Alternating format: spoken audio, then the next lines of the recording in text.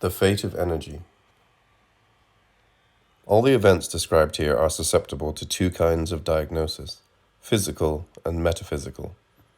From the physical point of view, we are apparently dealing with a sort of massive phase transition in a human system in disequilibrium. As with physical systems proper, this phase transition remains largely mysterious for us, but the catastrophic development in question is in itself neither beneficial nor malignant. It is simply catastrophic, in the literal sense of the word. The prototype of this chaotic declination, of this hypersensitivity to initial conditions, is the fate of energy. Our culture has seen the development of the liberation of energy as an irreversible process. All previous cultures have depended on a reversible pact with the world, on a stable ordering of things in which energy release certainly played a role, but never on the liberation of energy as a basic principle. For us, energy is the first thing to be liberated, and all subsequent forms of liberation are founded on this model. Man himself is liberated as an energy source, so becoming the motor of a history and of a speeding up of that history.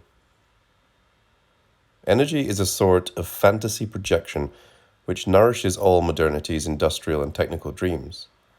Energy is also what tends to give our conception of man the sense of a dynamics of the will. We know, however, thanks to the most recent findings of modern physics, of the phenomena of turbulence, chaos, and catastrophe, that any flow, indeed any linear process, when it is speeded up, is inflected in a curious way, a way that produces catastrophe.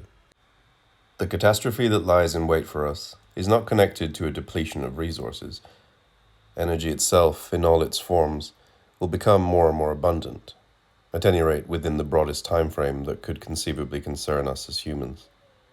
Nuclear energy is inexhaustible, as are solar energy, the force of the tides, of the great fluxes of nature, and indeed of natural catastrophes, earthquakes and volcanoes. And technological imagination may be relied on to find ways and means to harness them. What is alarming, by contrast, is the dynamics of disequilibrium, the uncontrollability of the energy system itself, which is capable of getting out of hand in deadly fashion in very short order. We have already had a few spectacular demonstrations of the consequences of the liberation of nuclear energy, Hiroshima, Chernobyl. But it must be remembered that any chain reaction at all, viral or radioactive, has catastrophic potential. Our degree of protection from pandemics is epitomized by the utterly useless glacis that often surrounds nuclear power stations. It is not impossible that the whole system of world transformation through energy has already entered a virulent and epidemic stage, corresponding to the most essential character of energy itself: a fall, a differential, an imbalance, a catastrophe in miniature which, to begin with, has positive effects, but which, once overtaken by its own impetus, assumes the dimensions of a global catastrophe. Energy may be looked upon as a cause which produces effects, but it is also an effect which is self-reproducing and can thus cease to obey any law of causality. The paradox of energy is that it implies a revolution on the level of causes and a revolution on the level of effects, each, practically speaking, independent of the other. It thus becomes the locus not only of a chain of causes, but also of an unhindered flood of effects. Energy thus enters a state of superfusion. The whole system of world transformation enters a state of superfusion. Formerly a material and productive variable, energy has now become a vertiginous process feeding upon itself, which is, incidentally, why there is no danger that we shall run out of it. Consider New York City. It is a miracle that everything starts afresh each morning, considering how much energy has been used up the day before. The phenomenon is indeed inexplicable until one realizes that no rational principle of energy loss is at work here, and that the functioning of a megalopolis such as New York contradicts the second law of thermodynamics. The city feeds on its own hubbub, its own waste, its own carbon dioxide emissions. Energy arising from the expenditure of energy, thanks to a sort of miracle of substitution. Experts who base their calculations solely on the quantitative aspects of an energy system inevitably underestimate the peculiar energy source contributed by energy discharge itself.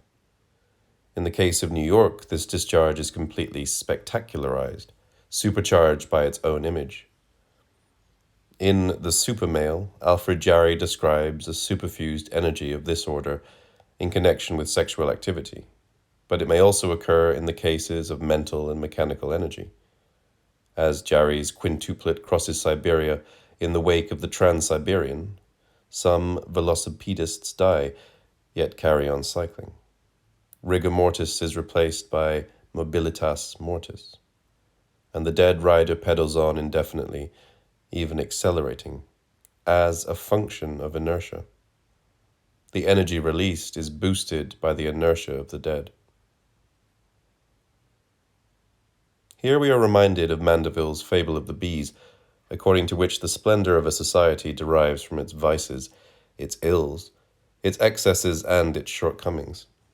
This thesis is diametrically opposed to the economist's claim that if something is expended, it must obviously be produced. On the contrary, the more we spend, the more energy and wealth increase. The energy in question is precisely that of catastrophe, an energy that economic calculations can never take into account. A particular kind of exaltation familiar in mental processes is now to be encountered in material processes as well. All these considerations are quite unintelligible in terms of equivalence. They can be understood only in the context of reversibility and inordinacy. Thus the energy of New Yorkers flows from their fouled air, from their speeded up pace of life, from the panic and asphyxia created by their unimaginably inhuman environment. It is even quite possible that drugs, and all the compulsive activities that drugs bring in their train, also contribute to the level of vitality and crudely metabolic vigor of the city. Everything plays a part, from the most refined activities to the most degraded, a total chain reaction. Any notion of normal functioning has evaporated. All beings conspire, as one might have said in the 18th century, in the same excess, the same dramatic overexcitement, which, leaving the need to live far behind, has much more to do with an unreal obsession with survival, with that glacial passion for survival which seizes hold of everyone and feeds off its own ferocity. To try to wean New Yorkers away from their extravagance and wastefulness, or to get them to slow the inhuman rhythm at which they live, would be mistaken on two counts. In the first place, they do not find their activity exhausting, though it would be for normal people. On the contrary, they draw an abnormal energy from it. Secondly, it would be humiliating for them if they were obliged to slow down and economize on their energy flow. This would represent a lowering of their collective status and compromise their claim to an immoderation and urban mobility which are without equal in the world and of which they all partake, whether consciously or unconsciously. The dangers threatening the human species are thus less risks of default, exhaustion of natural resources, dilapidation of the environment, etc., than risks of excess, runaway energy flows, chain reactions, or frenzied autonomous developments. This distinction is a vital one, for while risks of default can be addressed by a new political ecology, the basic assumptions of which are by now generally accepted, indeed they are already written into the international rights of the species, there is absolutely nothing to counter this other immanent logic, this speeding up of everything, which plays double or nothing with nature. In the first case, the restoration of equilibrium to our ecological niche is still possible. The energies in play could still be rebalanced. In the second case, however, we are confronted by a development that is irretrievably out of balance. In the first case, ethical principles may be brought to bear, a teleology that transcends the material process involved, even if merely the goal of survival may come into play. In the second case, however, a process whose only goal is limitless proliferation will inevitably absorb all transcendence and devour all agents thereof. A full-blown and planet-wide schizophrenia, therefore, now rules, even as all sorts of ecological measures are being taken, even as a strategy for the proper use of the world, for an ideal interaction with the world, is being deployed, there is a simultaneous proliferation of enterprises of destruction, a total unleashing of the performance principle, and the very same forces often contribute to both trends. Furthermore, though the end point of the first tendency seems fairly clear, to wit, the saving of our species by means of ecological conviviality, we know absolutely nothing about the secret destination of the second. But surely this acceleration, this eccentric motion, must have an end, must imply a destiny for the human species, a different symbolic relationship with the world that is much more complex and ambiguous than a relationship of balance and interaction. This too would be a vital destination, but it would involve a total risk. If such a destination has indeed been chosen for us, it is obvious that ecology's rational deities will be powerless against the throwing of technology and energy into the struggle for an unpredictable goal, in a sort of great game whose rules are unknown to us. Even now, we have no protection against the perverse effects of security control and crime prevention measures. We already know to what dangerous extremities we are led by prophylaxis in every sphere, social, medical, economic, or political. In the name of the highest possible degree of security, an endemic terror may well be instituted that is in every way as dangerous as the epidemic threat of catastrophe. One thing is certain: in view of the complexity of the initial conditions and the potential reversibility of all the effects, we should entertain no illusions about the effectiveness of any kind of rational intervention. In the face of a process which so far surpasses the individual or collective will of the players, we have no choice but to accept that any distinction between good and evil, and by extension here, any possibility of assessing the right level of technological development, can have the slightest validity only within the tiny marginal sphere contributed by our rational model. Inside these bounds, ethical reflection and practical determinations are feasible.